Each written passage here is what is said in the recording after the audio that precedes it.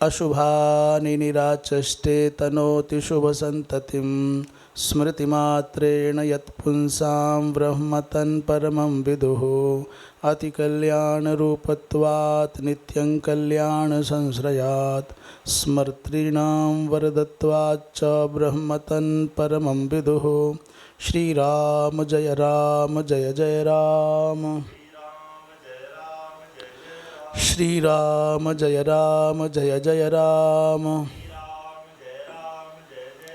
धर्म की अधर्म का, प्राणियों में विश्व का, गोहत्या, गौ माता की, परम पूज्य धर्म सम्राट स्वामी श्री करपात्री जी महाराज की, अपने अपने सद्गुरुदेव भगवान की, श्री वृंदावन बिहारी लाल की, हर हर महादेव। हम हैं आज राजस्थान प्रांत के भादरा नामक धर्म संघ महाविद्यालय में श्रीधरी टीका समन्वित श्रीमद् भागवत का स्वाध्याय क्रम चल रहा है।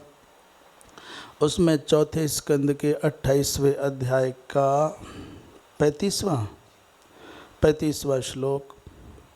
तत्र चंद्रवशा नाम ताम्रपर्णी बटोदका तत्पुण्यसलिलैर्नित्यमुभयत्रात्मनो मृजन्।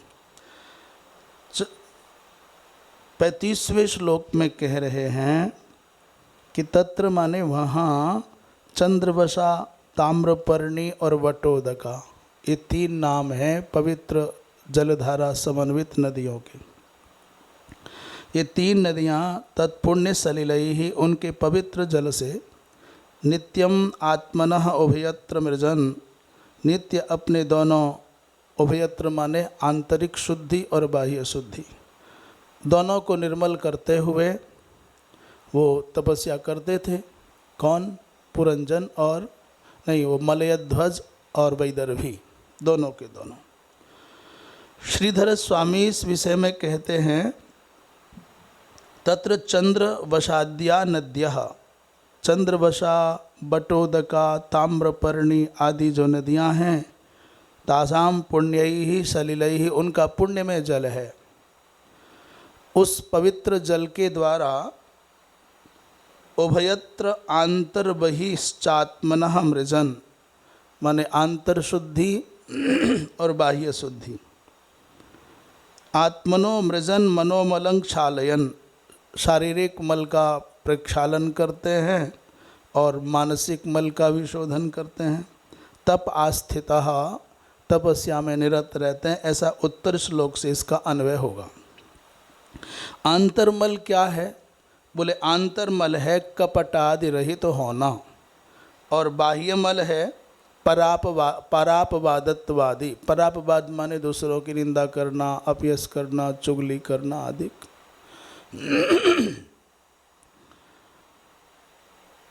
वंशीधर जी ने चंद्रवशा शब्द का अर्थ, ताम्रपर्णी का अर्थ और वटोदका का आध्यात्मिक अर्थ क्या है? कहते हैं चंद्रवशा का तात्पर्य, मान लीजिए कि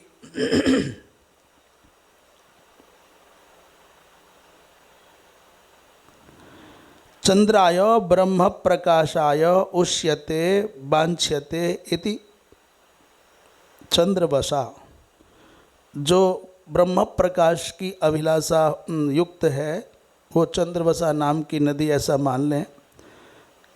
वेदांत स्मृति को चंद्रवशा नदी मान रहे हैं। वेदांत की स्मृति से भी चित्त शोधन होता है। और ताम्रपर्णी, ताम्रम रक्तवर्णम, तांबे को रक्तवर्ण का प्रतीक माना जाता है। रजो रक्तम, रजोगुण रक्त माने लाल रंग का प्रतीक है। तमः श्यामम, तमोगुण कृष्ण वर्ण का प्रतीक है। और सत्वम शुक्लम इहोच्यते, सत्वगुण शुक्ल वर्ण का प्रतीक है। तो रजोगुणम पर्णयति आच्छादयति इति ताम्रपर्णी, ताम्रपर्णी शब्द का अर्थ हो गया तमोगुण, रजोगुण का आच्छादन करने वाली जलधारा, अर्थात सात्विकी स्थिति का नाम ही ताम्रपर्णी नामक नदी है।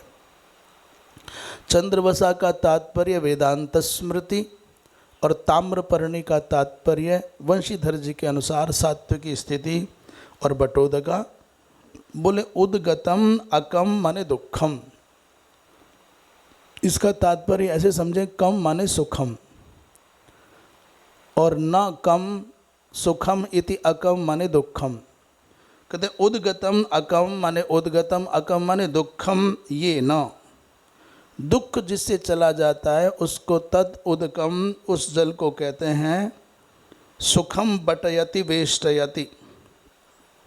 सुख का आवेष्टन जो करती है। बटम माने तद उदकम यस्याम सा, सुख का आवेष्टन करने वाली जो पवित्र जलधारा जिसमें है, सा बटोदका माने सत्संगति ही। अब इसका तात्पर्य क्या हुआ? ताम्रपर्णी का तात्पर्य हुआ सात्विक स्थिति, सात्विकी वृत्ति। चंद्रवसा का तात्पर्य वेदांत स्मृति और वटोदका का तात्पर्य हो गया सत्संगति ही। ऐसा वंशीधर जी महाराज कह रहे हैं। तो इन तीनों के माध्यम से आंतर और बाह्य दोनों प्रकार के शारीरिक मल और मानस मलों का प्रक्षालन करते हैं निरंतर। 36वें श्लोक में कहते हैं कदाष्टिभिर्मूल फलैः पुष्पपर्णैस्तृणोदकैः वर्तमानः शनैर्गात्र कर्षणं तप आस्थितः। 36वें श्लोक में कह रहे हैं, सामान्यार्थ की दृष्टि से देखें तो कहते हैं कंद माने जो कंदमूल फल आदि के विषय में कहते हैं कंद, और अष्टभी शब्द का अर्थ कर रहे हैं बीज। कंद के द्वारा, बीजों के द्वारा, मूल माने जो जड़ आदि होती हैं, कंद मूल फल, ये 3 प्रकार के वन्य आहार होते हैं। फलई माने फलों से, और पुष्प माने खाने योग्य पुष्प भी होते हैं। पर्णई ही पत्तों से, तृणई घास आदि से, उदकई ही जल से, वर्तमान निर्वाह करते हुए यथा योग्य जो प्रकृति को कम से कम क्षति पहुंचा करके, अल्पतम क्षति पहुंचा करके जो जीवनोपयोगी आहार है उसका परिपालन करते हैं दोनों। शनई ही गात्र कर्षणम, धीरे धीरे शरीर को कृश करने वाले, तपास्थितः ऐसे व्रत आदि करते हैं।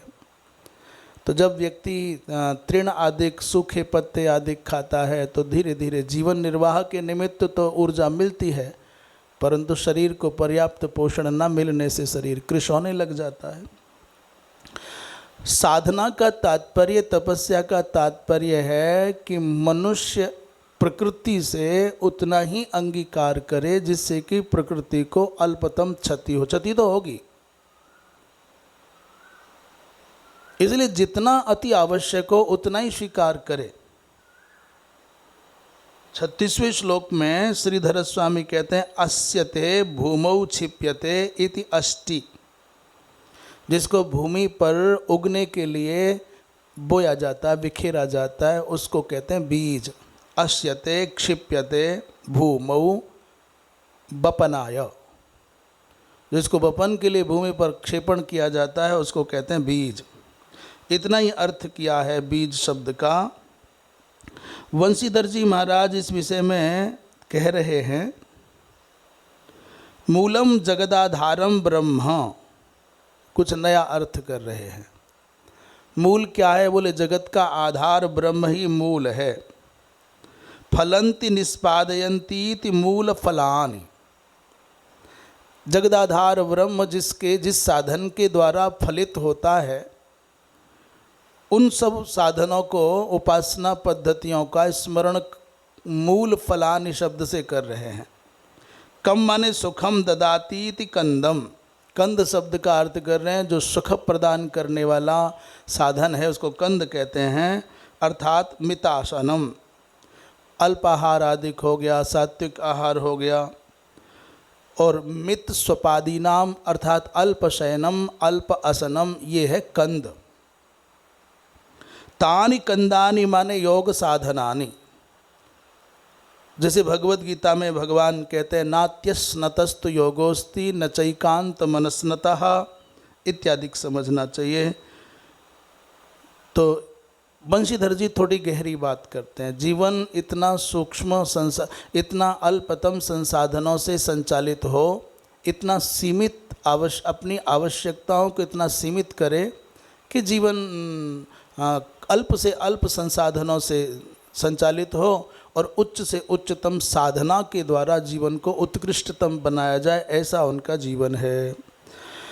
37वें श्लोक में कह रहे हैं, शीतोष्ण वात वर्षाणि क्षुत्पिपासे प्रिया प्रिये सुख दुख इति द्वंद्वान्यजयत समदर्शनः। 37वें श्लोक में कह रहे हैं, केवल इतना ही नहीं था, अपितु व्यवहारिक दृष्टि से सर्दी गर्मी है, उसमें समदर्शनः, समदर्शी होकर के शीत उष्ण सर्दी गर्मी में एक सम रहते हैं। बात वर्षाणी आंधी वर्षा में एक जैसा, क्षुत पिपासे भूख प्यास में, प्रिय अप्रिय अरुचिकर हो या रुचिकर हो, प्रिय सुख हो दुख हो, इति द्वंद्वान अजयत। धीरे धीरे अभ्यास करते करते महाराज मलयध्वज ने इन द्वंद्वों पर नियंत्रण प्राप्त कर लिया। क्या नियंत्रण पाना है? सुख आने पर अति हर्षित नहीं होना और दुख आने पर खिन्न नहीं होना, उनमें सम रहने का कुशलता से अभ्यास सध गया। तो ये जीवन, यही साधना का परम चर्म है। 37वें श्लोक में श्रीधर स्वामी कह रहे हैं, अच्छा टीका नहीं किए हैं और बंशीधर जी ने भी टीका नहीं किए, इसलिए क्योंकि बात तो स्पष्ट ही हो गई। 38वें श्लोक में कह रहे हैं, तपसा विद्यया पक्व कषायो नियमैर्यमैः युयोजे ब्रह्मण्यात्मानं विजिताक्षानिलाशयः। 38वें श्लोक में कह रहे हैं, कहते तपसा विद्यया, तपस्या और उपासना के द्वारा पक्व कषायः, मल अत्याधिक दोष जो होते हैं, मल होते हैं, उनका शोधन हो गया। तो यमई नियमई, यम नियम के द्वारा उन्होंने क्या किया? अक्ष इंद्रियों को यम नियम के द्वारा साध लिया। अनिल प्राण और आशय चित्त को भी उन्होंने अपने अनुकूल कर लिया। यम नियम प्राणायाम आदि के द्वारा उन्होंने अपने चित्त को, आशय को विजित माने अपने नियंत्रण में करने का अभ्यास कर लिया। ब्रह्मण्यात्मानम योजे, ब्रह्म में अपने आप को लगा दिया, अर्थात आत्मनि परमात्मनि आत्मानम अंतःकरणम योजितवान, ब्रह्म और जीव की ऐक्य के प्रत्यक्ष परोक्ष नहीं, अर्थात अपरोक्ष रूप से अनुभूति करने की स्थिति में पहुंचने लग गए। 38वें श्लोक में श्रीधर स्वामी कहते हैं कि विद्या माने उपासनया, उपासना के द्वारा, पक्व कषायो माने दग्ध कामादि वासना, कामक क्रोधादि वासनाएं दग्ध हो गई हैं। युयुजे आत्मनो ब्रह्मताम भावयामास, युयुजे का तात्पर्य कुछ अलग से लाके जोड़ना नहीं है। अभी तक जीवात्मा रूप से जो स्वयं को पृथक मानते थे, उपासक के रूप में मानते थे, और ब्रह्मतया किसी और केंद्र को उपास्य के रूप में मानते थे। उपास्य और उपासक का जो भेद उनको अभ्यस्त हो गया था, धीरे धीरे वो भेद मिट गया। आत्मनः ब्रह्मताम भावयामास, वो स्वयं में मैं ही ब्रह्म हूँ, इस वृत्ति का उनके चित्त में उदय होने लगा। अक्षाणी इंद्रियाणी, अक्ष माने इंद्रियां, अनिल माने अनिलः प्राणः, प्राण और आशय माने चित्तम। इंद्रियां हैं, प्राण है, आशय माने चित्त है। विजिता अक्षादयो ये न, जिन्होंने इन सबको अपने अनुकूल कर लिया है, नियंत्रण में कर लिया है, ऐसे महाराज मलयध्वज साधना कर रहे हैं। आस्ते स्थाणुरिवैकत्र दिव्यं वर्षशतं स्थिरः वासुदेवे भगवते नान्यद्वेदोद्वहन् रतिम्। कहते हैं दिव्यम वर्षशतं स्थाणो एव, उस वन में 100 वर्षों तक, दिव्य 100 वर्षों तक स्थाणु माने, स्थाणु कहते हैं खंभे को, पाषाण को, सूखे काष्ठ के वृक्ष की भांति कहो, खंभे की भांति कहो, स्तंभ की भांति कहो, एकत्र आस्ते, एक ही स्थान पर स्थिर रहे। भगवती वासुदेवे रतिम उद्वहन, भगवान वासुदेव देव में प्रीति करके अन्यत न वेदो, दूसरा कुछ नहीं जानते थे। भगवान वासुदेव में इतना तन्मय हो गए कि उनको देह आदि का कुछ भान नहीं रहा। 39वें श्लोक में श्रीधर स्वामी कहते हैं आस्ते स्म, कैसे? बोले जैसे कोई खंभा हो, काष्ठ स्तंभ हो। वर्ष शतम इति ज्ञानस्य दुस्साधनताम दर्शयति, 100 वर्ष दिव्य वर्ष कहे हैं, इससे सिद्ध होता है ज्ञान का साधन कितना कठिन है, उसे दिखा रहे। अतएव, इसलिए हरौ भक्तिम कृतवान इत्याह, भगवान नारायण में उन्होंने भक्ति की।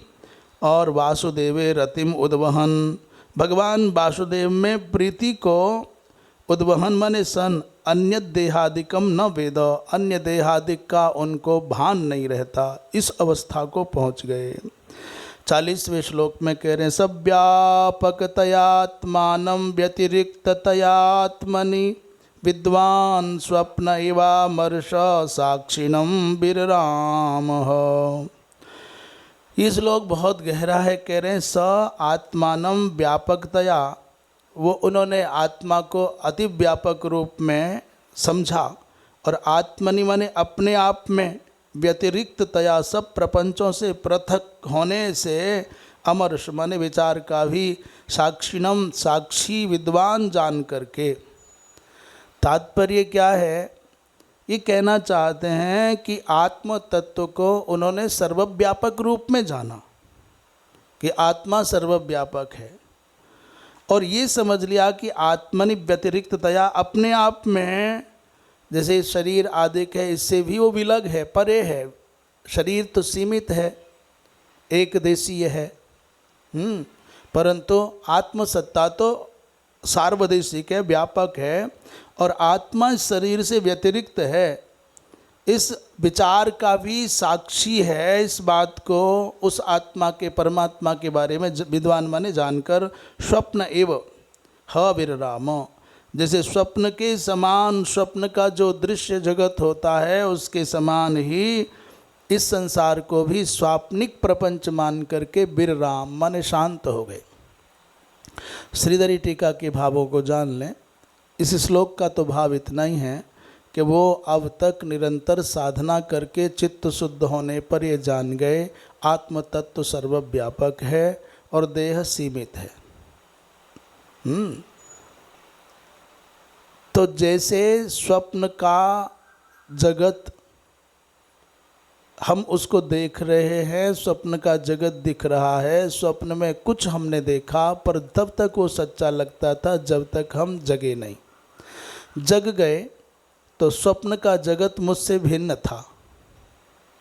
इस भाव से मैं स्वप्न के दृश्य का भी साक्षी और स्वप्न की वो जो दृश्य देखे गए हैं, जो अनुभव, उसका भी साक्षी माने उससे परे।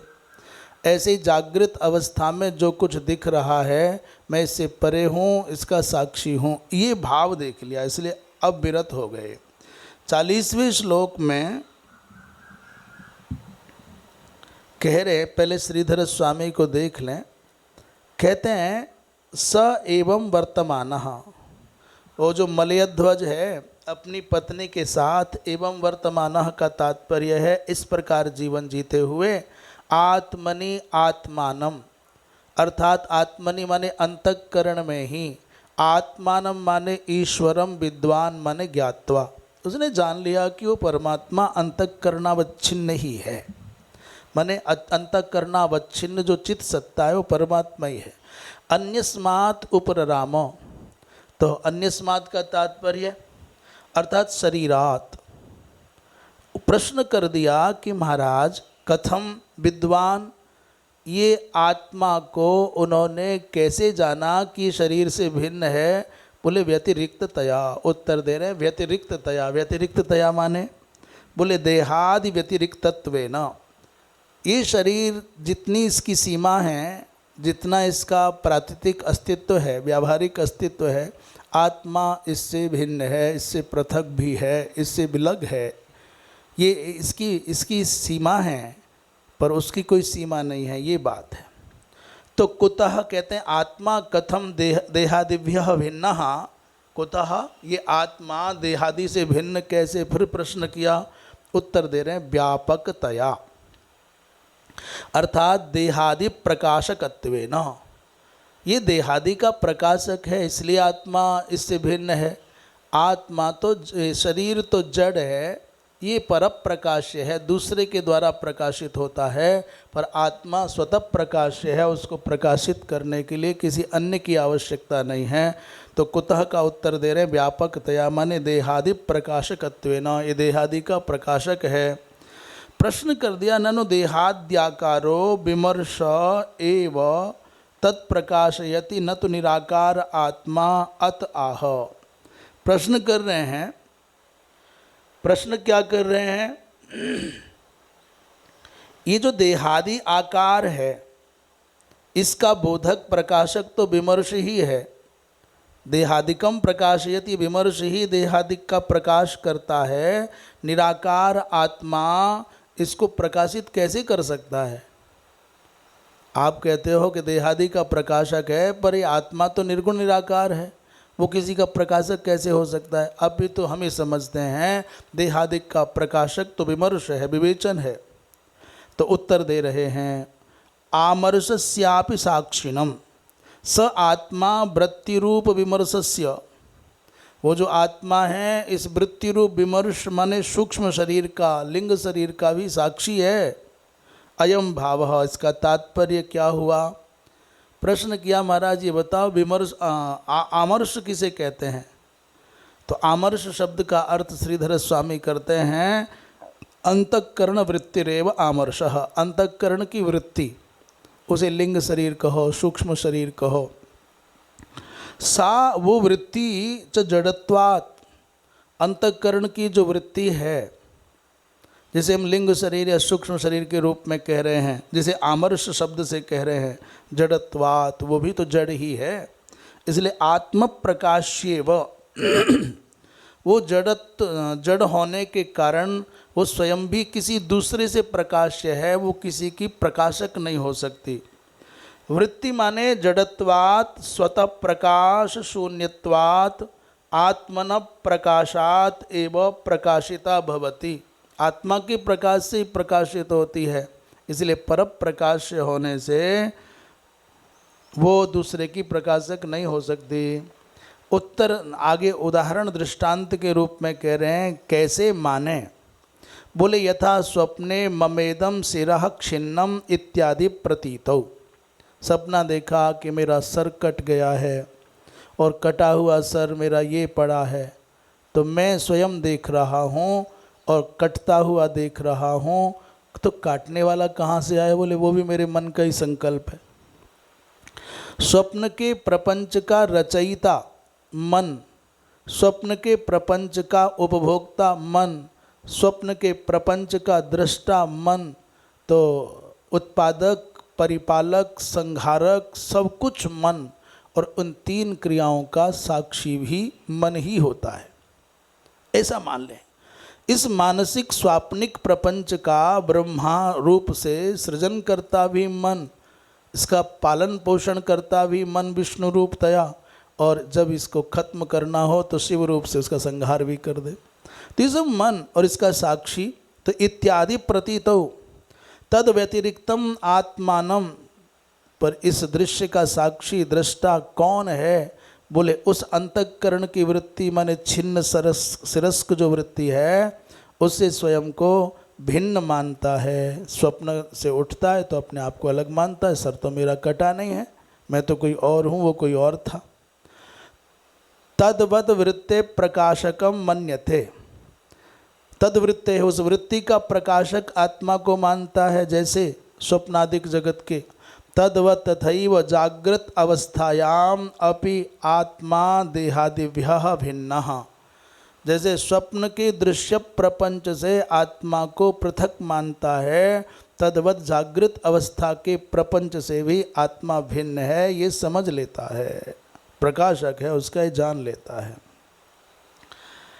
ये जो श्लोक है इसको और स्पष्ट समझना हो तो कह रहे हैं मलयध्वजः सः आत्मनि माने अंतःकरणे व्यापकतया अंतःकरणस्य प्रकाशकत्वात् आमरसस्य चित्तवृत्तेश्च साक्षिणम् आत्मानम् अपि आत्मानं माने अध्यक्षम ईश्वरम वासुदेवम स्वप्ने यथा चित्तवृत्ति सकाशात, स्वप्न में जैसे चित्तवृत्ति से भिन्नतया पश्यति, चित्तवृत्ति से उसको भिन्न रूप में देखता है, तथैव व्यतिरिक्ततया उसी प्रकार जागृत अवस्था में भी चित्तवृत्ति सकाशात, चित्तवृत्ति से उसको भिन्नतया विद्वान भिन्न रूप में जान करके ज्ञात्वा विररामः उन्होंने विश्रांति प्राप्त कर ली। ये ऐसा भाव है कि जैसे स्वप्न के दृश्य से मैं दृष्टा आत्मा भिन्न हूँ। जैसे सुस्वाप माने गहरी नींद में सोने के बाद जगता है तो सुखेन अहम अपस्वाप्सम न किंचिद अवेदिशम, मैं सुखपूर्वक सोया, मैं कुछ न जान पाया।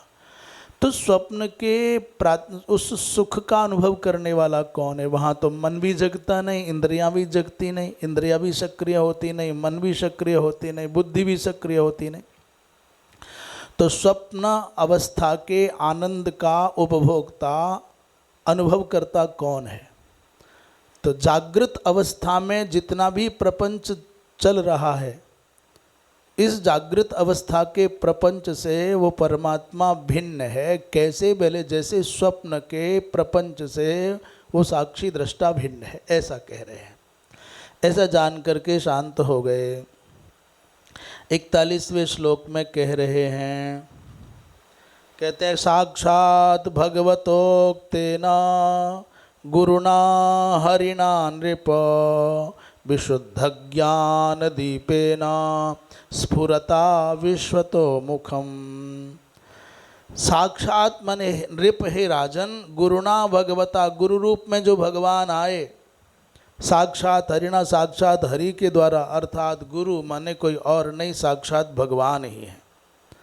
उक्तेन माने कहे गए, गुरु जो शास्त्रोक्त वचनों का उपदेश करते हैं वो गुरु की क्या सामर्थ्य है? साधारण शरीर के अंदर जो भगवदीय कला है वही उपदेश करती है। विश्वतः मुखम माने सब ओर से स्फुरत होने वाले विशुद्ध ज्ञान दीपे न, विशुद्ध ज्ञान रूपी दीप से। तो माने गुरु के द्वारा जो शास्त्रोक्त तथ्यों का उपदेश किया जाता है वो किसी आचार्य मात्र के द्वारा नहीं, अपितु साक्षात भगवत विभूति ही है आचार्य के रूप में। इसलिए उसको उनका जो दिया हुआ ज्ञान है विशुद्ध ज्ञान रूपी दीपक का आलम्बन लिया हुआ है इस मलयध्वज ने। कह रहे हैं श्रीधर स्वामी कहते हैं केन विद्वांस, कैसे जाना, किस पद्धति से जाना, किस साधन से जाना कि देहादिभ्य भिन्न, देहादि से भिन्न है आत्मा। बोले साक्षात भगवान हरिरेव, साक्षात भगवान हरि ही यो गुरु रूप में हैं, तेन उक्तेन उनके द्वारा कहे गए, सर्वतोमुखम यथा तथा, सर्वतोमुख माने जिसकी सार्वत्रिक ज्ञान की अबाध गति है, इसलिए सर्वतोमुख कह रहे हैं। स्फुरता माने स्फुरता अनवच्छिन्नेन विशुद्धेन ज्ञान दीपेन, किस पद्धति से ज्ञान देते हैं? कह रहे हैं देहादि उपाधि रहित, स्फुरता अनवच्छिन्नेन देहादि उपाधि रहित निरुपाधिक ज्ञानेन आत्मानं ददर्श। आत्मा का दर्शन कैसे हुआ? बोले गुरु के मार्गदर्शन में, गुरु उपदिष्ट जो ज्ञान है, विशुद्ध ज्ञान है, ज्ञान दीप है, उस ज्ञान दीप के प्रकाश से आत्मा को निरुपाधिक उपाधि रहित आत्म तत्व को उन्होंने जान लिया। 41वें श्लोक में ऐसा कह रहे हैं। 41वें श्लोक में कहते हैं श्रीधर स्वामी, हाँ ये हो गया ना 41वां, जान लिया, आत्म तत्व को जान लिया। उसी को 42वें श्लोक में कह रहे हैं, परे ब्रह्मणि चात्मानं परम ब्रह्म तथात्मने वीक्षमाणो विहायेक्षाम अस्मादुपररामः। 42वें श्लोक में कहते हैं, दो बातें देख ली राजा ने। क्या? परे ब्रह्मणि आत्मानं ददर्श, परब्रह्म सत्ता में स्वयं की सत्ता को उन्होंने विलीन देखा। ब्रह्मणि परमात्मनि, परे ब्रह्मणि परब्रह्म में आत्मानम, उन्होंने व्यष्टिगत अस्तित्व को समष्टिगत अस्तित्व में लीन पाया, ब्रह्म में स्वयं को पाया। तथा आत्मनि परम ब्रह्म, और जब अपनी ओर देखने लगे तो अब जो व्यष्टिगत चित्त सत्ता है उसी में समग्र समष्टिगत चित्त सत्ता को उन्होंने लीन पाया। कैसे? ये तो बात समझ में नहीं आई। मुझ में सब हैं, सब में मैं हूँ, इसका मतलब क्या हुआ? बोले उन्होंने जब वृक्ष को देखा तो वृक्ष में उन्होंने अनेक बीजों को देखा, और जब बीज को देखने लगे तो बीज में उनको वृक्ष दिखाई देने लगा। तो वृक्ष में बीज का दिखना और बीज में वृक्ष का दिखना, बीज में वृक्ष का दिखना और वृक्ष में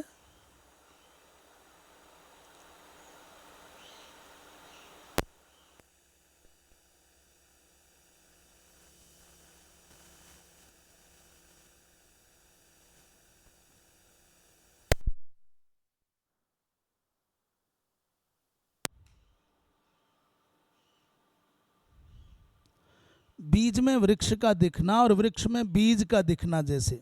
तो परे ब्रह्मणि माने परब्रह्म में, आत्मानं माने स्वयं को देख रहे हैं, तथा आत्मनि स्वयं में परब्रह्म सत्ता का दर्शन करते हुए ईक्षाम विहाय, अब अंत में क्या किया? इस चिंतन को भी छोड़ दिया कि मैं देख रहा हूँ, उसमें मैं हूँ कि मुझ में वो है, ये जो चिंतन की वृत्ति चलती थी इसका भी परित्याग कर दिया। अस्मात् हा उपरराम, और इस प्रपंच से निश्चित रूप से उपरत हो गए। एक सीमा थी जब मैं उपासक हूँ, वो उपास्य हैं, फिर धीरे से पता चला कि उनमें तो मैं हूँ, हम दोनों अलग कहाँ हैं, मैं तो उन्हीं के अंदर हूँ। फिर धीरे से ध्यान हटा तो अपने आप की ओर ध्यान गया, बोले मुझ में वो है। अरे उनमें मैं हूँ, मुझ में वो हैं, तो ये देख क्या रहा हूँ कि उनमें वो, उनमें मैं और मुझ में वो। तो धीरे से ये भिन्नतया दृष्टापन की जो वृत्ति थी कि मैं देख रहा हूँ, ये दिख रहा है, मैं अनुभव कर रहा हूँ, ये अनुभूति हो रही है, इस वृत्ति का भी उन्होंने विराम कर दिया।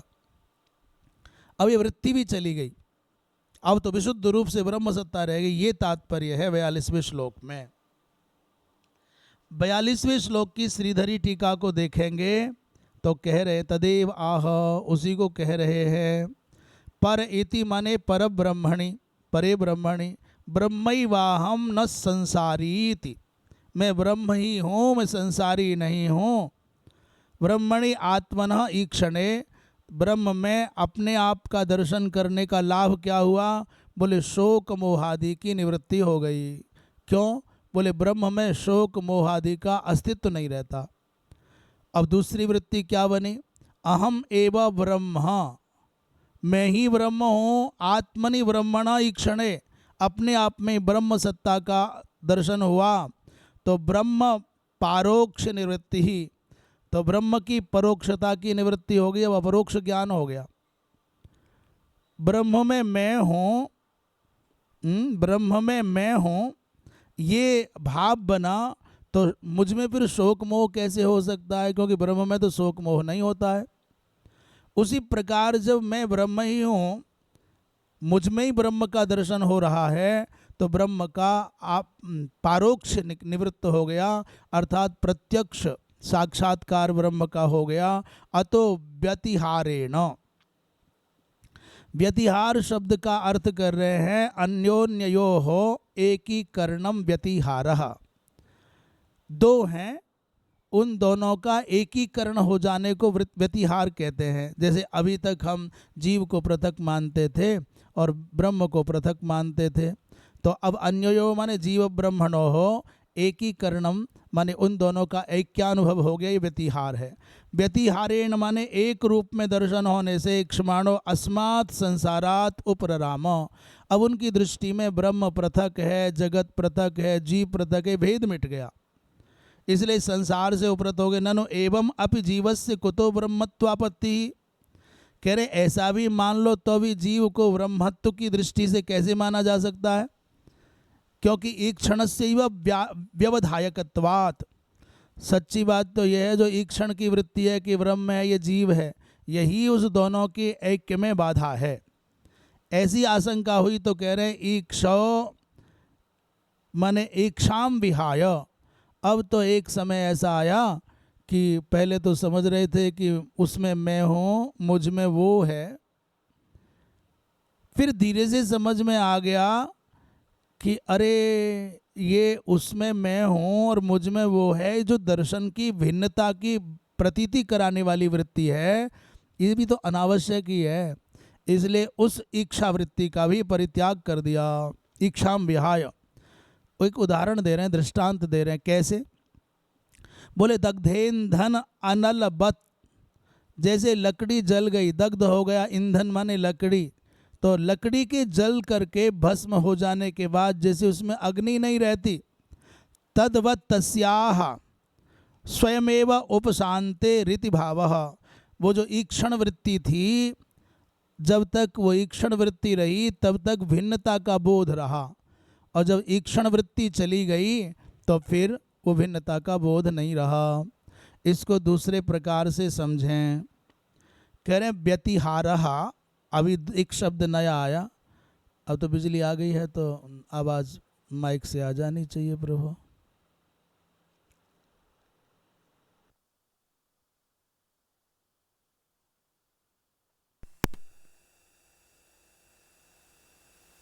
ओस अन्योन्यो एकीकरणम व्यतिहारः।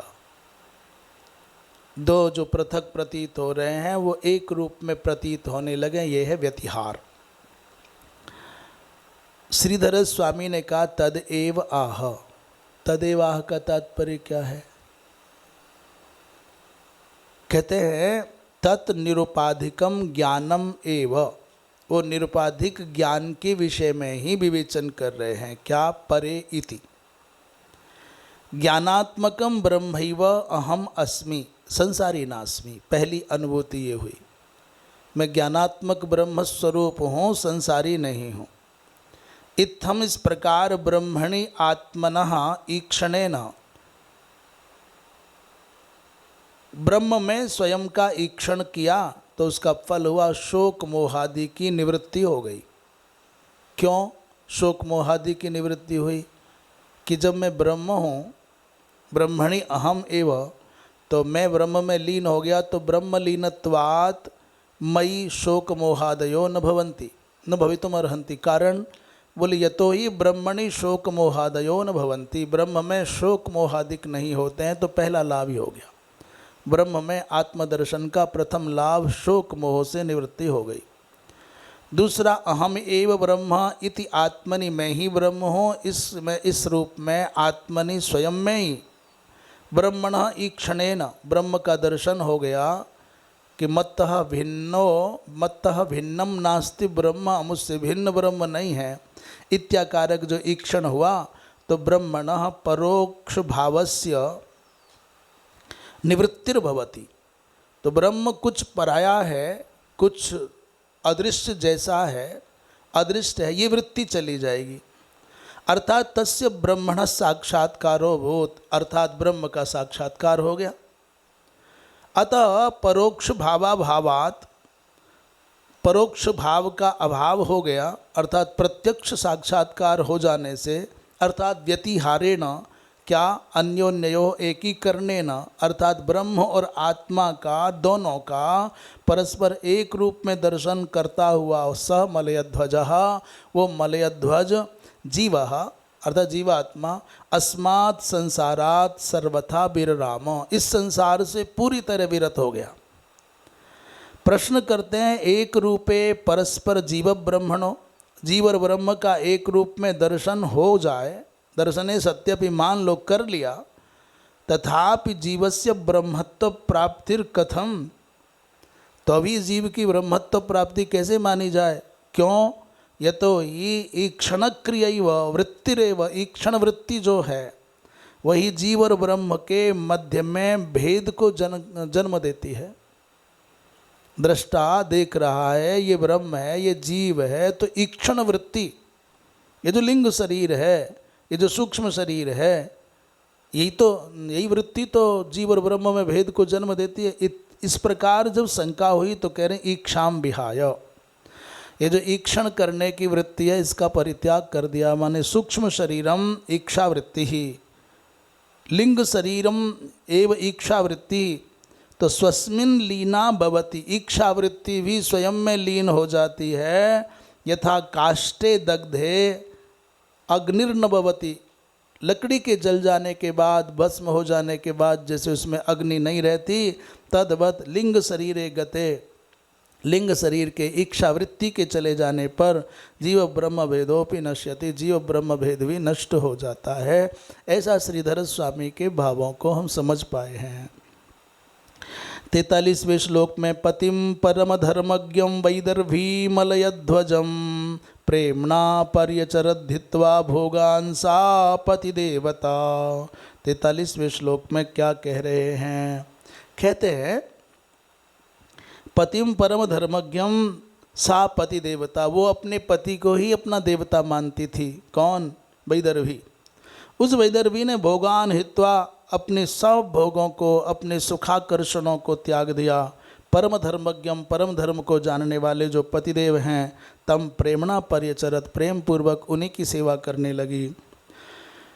43वें श्लोक में श्रीधर स्वामी कह रहे हैं, अच्छा टीका नहीं है, 44वें श्लोक में देखें, चीरवासावृत क्षामा वेणीभूत शिरोरुहा बभा बुपपतिम शांता शिखा शांतमिवानलम। 44वें श्लोक में कह रहे हैं उस कैसी साधिका है, कैसी सेविका है? बोले चीरवासा, फटे पुराने वस्त्रों से अपनी लज्जा ढकती है। व्रत क्षामा, उपवास करने से दुबली पतली हो गई है। बेणीभूत शिरोरुहा, उसके समग्र केस मिलकर के एक जटा जैसा, बेणी जैसा बन गए हैं। और उपपतिम, पति के समीप रहती है सर्वथा। शिखा शांतम अनलम इव, जैसे अग्नि लपट रहित हो जाती है और शांत हो जाती है, तद्वत् ज्वाला रहित शांत अग्नि की भांति वो माता भी पति की सेवा में परम शांत हो गई। 44वें श्लोक में श्रीधर स्वामी कह रहे हैं उपपतिम पत्यु समीपम। उपपति का तात्पर्य, उप जो अव्यय है ये सामीप्य अर्थ को द्योतित कर रहा है। यद्वा पत्यु किंचिन मात्रम न्यूना, उपपति का अर्थ दूसरा कर रहे हैं। पति से कुछ उपासना में, तपस्या में, त्याग में न्यून है, वृत्ति में। तत्समाना सती, अथवा उन्हीं के जैसी है, ऐसी साधना में माँ की प्रगति हो गई। उपोधिके च, ये जो सूत्र है इससे कर्म प्रवचनीय तद्योगे च द्वितीया, इस कर्म उपोधिके च कर्म प्रवचनीय तद्योगे च, इस अर्थ में द्वितीय विभक्ति मान ली गई। शांतम अंगारावस्थम ज्वालायाः, अर्थात जैसे अंगारावस्था में जो ज्वाला रहती है, जैसे आग जलती है तब तो वो बड़ी प्रज्वलित रहती है, परंतु जैसे अंगारे की आग शांत हो जाती है, अधस्थितम अनलम उपशांता, उसी शांत हुई अग्निज्वाला की भांति ये माता भी उपशांत हो गई, माने शुद्ध हो गई, माने निर्धूम हो गई। निर्धूम ज्वालावत ऐसा भी शांता जाता, ऐसा कह रहे हैं। 45वें श्लोक में कहते हैं अजानति प्रियतमं यदोपरतमंगना सुस्थिरासनमासाद्य यथा पूर्वमुपाचरत। 45वें श्लोक में कहते हैं 45वें श्लोक में कहते हैं अजानति, अर्थात यदा, जब सुस्थिरासनम, वो तो अपने पति की सेवा में इतनी तन्मय थी कि पता ही नहीं पति शरीर में है कि नहीं, वो मानती थी हैं। निश्चल आसन पर बैठे होने पर प्रियतमम उपरतम अजानती, पति ने अपने जीवात्मा को परमात्मा में लीन कर लिया। अब शरीर मात्र एक आसन पर बैठा है, पर कैसा दिव्य अवस्था, दिव्य स्वरूप है कि प्राण निकल जाने पर भी एक आसन में बैठे हैं, कांति सुरक्षित है, और बेचारी वो जान नहीं पाई कि प्राण निकल गए। निकले हुए प्राण वाले एक आसन पर बैठे अपने पति को जीवित मान करके वो नहीं जान पाई कि शरीर निकल गया। अंगना वो देवी आसाध्य उनके पास गई और यथा पूर्वम उपाचरत, पहले की भांति सेवा करने लगी। जैसे पहले पाद मर्दनादि करती, जैसे जो भी आवश्यकता के कार्य करती, वैसा कर रही है। 45वें श्लोक में बड़ी विलक्षण अवस्था का संकेत कर रहे हैं कि तदानीमपि सुस्थिरमासनम यस्य, प्राण निकल जाने के बाद भी देह की कांति सुरक्षित है, देह का दिव्य आसन सुरक्षित है, अतएव अजानत, इसलिए जान नहीं पाई कि प्राण निकल गए हैं कि नहीं। यदा तदा यथा पूर्वम असेवत, वो जैसे पहले सेवन करती वैसी सेवा कर रही है। 46वें श्लोक में कहते हैं यदा नोपालभेतांघ्राभूष्माणं पत्युरर्चति आसीत् संविघ्न हृदया यूथ भ्रष्टा मृगीयता। परंतु जब उसको शरीर में कोई स्पंदन की प्रतीति नहीं हुई, ऊष्मा की प्रतीति नहीं हुई, कुछ गर्माहट प्रतीत नहीं हुई, तो उसको मन में पत्यु अर्चही, पति की सेवा कर रही है, अर्चंती माने अर्चती, सेवा कर रही थी। पर यदा माने जब अंग्रऊ पैरों में ऊष्मा नहीं दिखाई दी, ऊष्माणम न उपलभेत, पैरों की गर्मी प्रतीत नहीं हुई, शीतल हो गए, तो उसको बेचारी को बड़ा कंपन हुआ। जैसे समूह से भटकी हुई मृगी जंगल में डर जाती हो, तो भ्रष्टा मृगी व संविघ्न हृदय आसीत, इस संसार में अपने परिवार को छोड़ करके पति के संग आई, और आज पति भी साथ छोड़ गए, मैं कहाँ जाऊँ, क्या करूँ। जैसे समूह से भ्रष्ट हुई मृगी कंपित हृदय हो जाती है, तद्वद वो काँप उठी। 46वें श्लोक में श्रीधर स्वामी कह रहे हैं कि पत्यु रंघ्रिम अर्चयंती, पति के चरणों की सेवा कर रही थी। शेव माना यदा, जब सेवन करते करते जब देखा कि तस्मिन अंग्रऊ उष्माणम ना पश्यत, इस पैरों में ठंडक आ गई है, स्पंदन नहीं है, उष्मा नहीं है, तो डर गई बेचारी। 47वें श्लोक में कहते आत्मानं शोचति दीनम अबंधुम विक्लवाश्रुभिः स्तनावासिच्य विपिने सुस्वरम प्ररुरोध सा। 47वें श्लोक में अब क्या करे, आत्मानं शोचति, अबंधुम, बंधु रहित होने के कारण, दीनम आत्मानम, अपने को दीन समझ करके, विक्लवा अश्रुभिः, स्तनौ आसिच्य, विक्लवा माने व्याकुल होकर के, अश्रुओं से अपने स्तनों को, वक्ष प्रांत को आसिच्य भिगोती हुई, सुस्वरम सा प्ररोद, ऊंचे ऊंचे स्वर में वो रोने लग गई। 47वें श्लोक में श्रीधर स्वामी कहते हैं अबंधुम माने आत्मानम पतिरहितम विज्ञाय, उन्होंने देखा कि अब मेरे पति नहीं रहे, मैं एकाकी असहाय, इसलिए अश्रुभिः रासिच्य, आँखों से बरबस स्नेह के, विरह के, पति की गुणवत्ता का स्मरण करते हुए आंसू बह चले, इतना रोई कि वक्ष भीग गया। 48वें श्लोक में कहते हैं कि उत्तो उत्तिष्ठोत्तिष्ठ राजर्षे इमामुदधि मेखलां दस्युभ्यः क्षत्रबंधुभ्यो बिभ्यतीं पातुमर्हसि। क्या कह रही है, हे राजन उठो उठो। रोती समय कह रही राजर्षे उत्तिष्ठ उत्तिष्ठ, उठो उठो, उदधि मेखलाम इमाम, ये समुद्र पर्यंत पृथ्वी के तुम शासक हो, रक्षक हो, इस पृथ्वी की रक्षा करो। के कस्मात बोले क्षत्रबंधुभ्य, केभ्य बोले अधम क्षत्रि, धर्म विमुख क्षत्रियों से इस धरा का रक्षण करो। दस्युभ्य, जो चौरप प्राय हैं, तस्कर प्राय हैं, लुंठक हैं, उनसे इस पृथ्वी की रक्षा करो। बिभ्यति पातुम अर्हसि, ये डरती हुई है, तुमसे अपेक्षा करती है, तुम जैसे पूर्व की भांति इसकी रक्षा करते थे, तद्वत इदानीम अपि कुरु। श्रीधर स्वामी 48वें श्लोक में कह रहे हैं क्षत्रबंधुभ्यो, छत्रबंधु इसलिए कहते हैं कि क्षत्रिय कुल में जन्म लिए, पर क्षत्रिय का स्वधर्म है प्राणी मात्र की रक्षा करना, और छत्रबंधु वो जो प्राणियों की रक्षा नहीं करता। तो तेभ्य अधार्मिकेभ्य क्षत्रबंधुभ्य, अधार्मिक क्षत्रियभ्यो, इन अधार्मिक क्षत्रियों से और दूसरे अथवा मिथ्या ज्ञाना अहंकारादिभ्य, इनसे इस पृथ्वी की रक्षा करो। 49वें श्लोक में कहते हैं एवं बिलपति बाला विपिनेनुगता पतिं पतिता पादयोर्भर्तुरुदन्त्यश्रूण्यवर्तयत।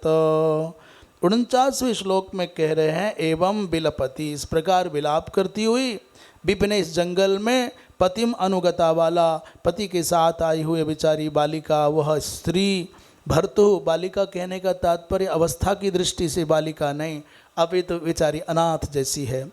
तो भर्तु पादयो पतिता, अपने मृत पति के चरणों में लिपट करके रो रही है। अश्रुणी अवर्तयत, आंसू बहाने लग गई। 49वें श्लोक में श्रीधर स्वामी कहते हैं अवर्तयत मने प्रवर्तया माशा, बेचारी के आंसू अनवरत गति से प्रवाहित हो रहे हैं। 50वें श्लोक में कहते हैं चितिम दारुमयीं चित्वा तस्यां पत्युकलेवरम आदिप्य चानुमरणे बिलपंती मनोदधे।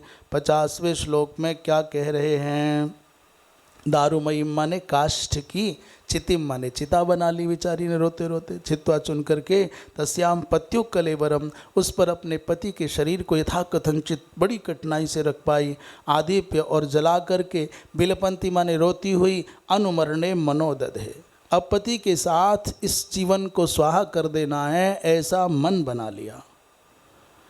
बस ये मन बनाया कि चिता बन गई है, उस पर पति का शरीर रख दिया है, अब इसमें अग्नि संस्कार करूं, मैं भी समाहित हो जाऊं, ऐसा विचार कर रही है। तब तक वो पुरातन कोई सखा आ गए जिनकी चर्चा हम कल करेंगे।